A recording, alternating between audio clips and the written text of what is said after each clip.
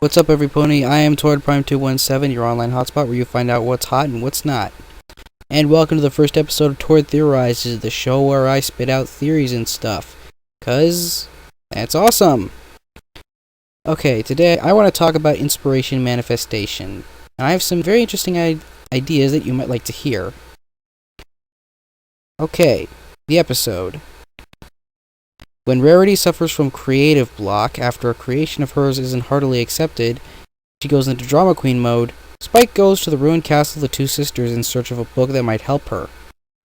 He finds an ancient spell book called the Inspiration Manifestation, a book that can grant a unicorn the power to not only reformat things to the way they said unicorn imagines them, but even allows them to create things out of thin air, sort of like a Green Lantern power, if you will.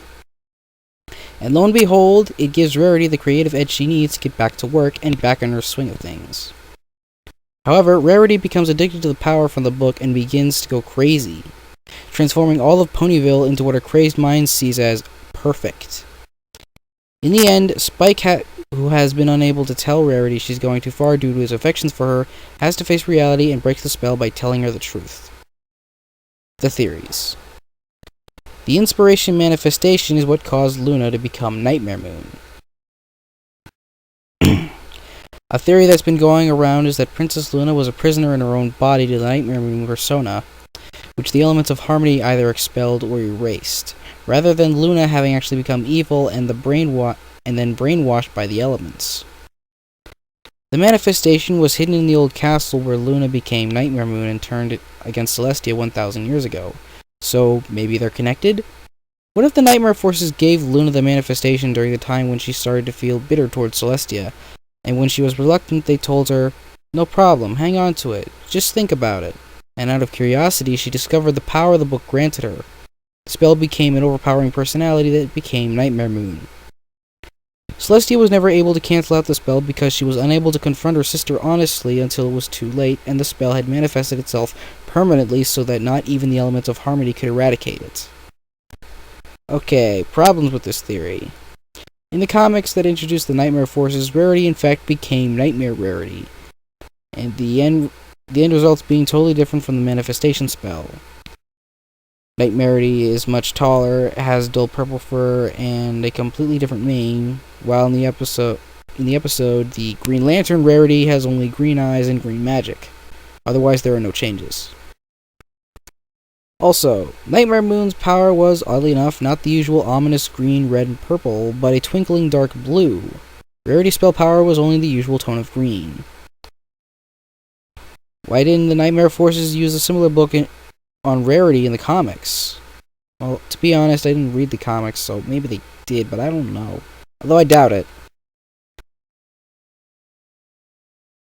When she was converted by the elements of harmony, Luna remembered her past as Nightmare Moon, yet when the spell was undone on Rarity, she had no memory of her past actions or even showed a different opinion from when she had the spell in her. Further theorizing.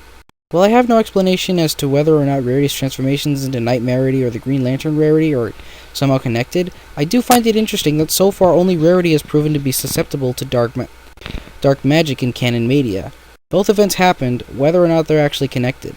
Also, perhaps the manifestation book has more than just one spell in it?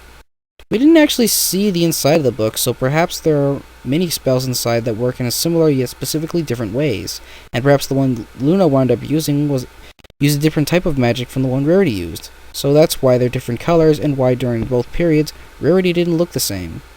It could also be that Luna's spell was much stronger than Rarity's, and why even the elements of harmony couldn't erase the persona, and yet why Rarity's spell persona was undone so easily.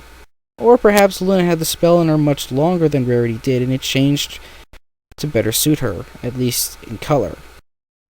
And it became stronger as time went on. Okay, next theory. Luna was the one who built the secret room in which the manifestation was kept, and Celestia didn't know about it.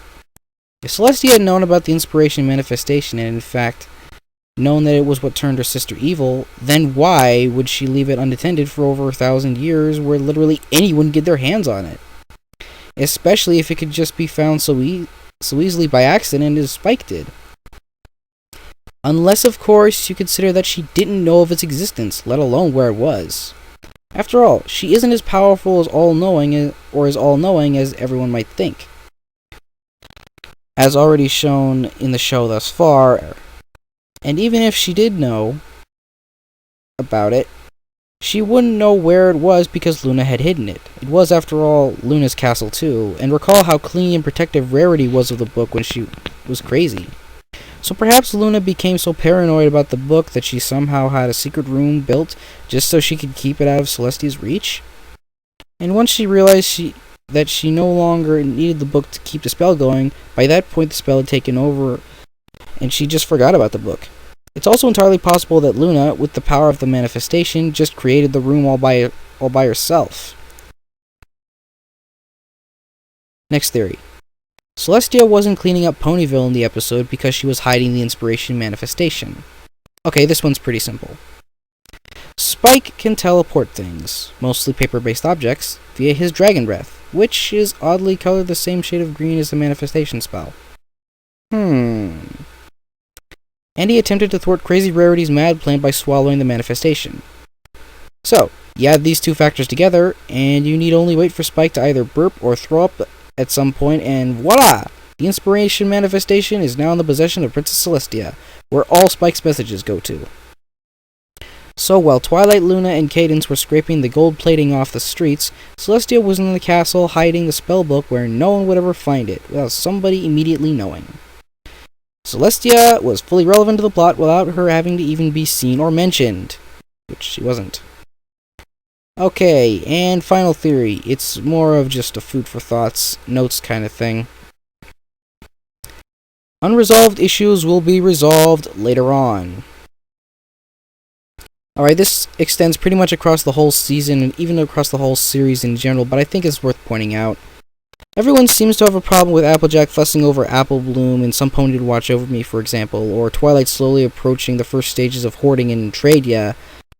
And then here with Spike not learning to not take magical books, as that didn't go over very well in Power Ponies either.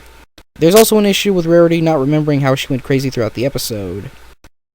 My thoughts on this are that all of these and other unsolved issues will be resolved or brought up again in future episodes. As Fluttershy said in Philly Vanilli, another Season 4 episode, baby steps. These issues will be resolved, just not today. Okay, so those are my theories. What'd you think? Did I miss something more? I pointed out the flaws as I saw them. Maybe there's something else? Can you think of something else? Could the Inspiration manifestation really be so crucial to one of the key moments in Equestria's history? Who knows?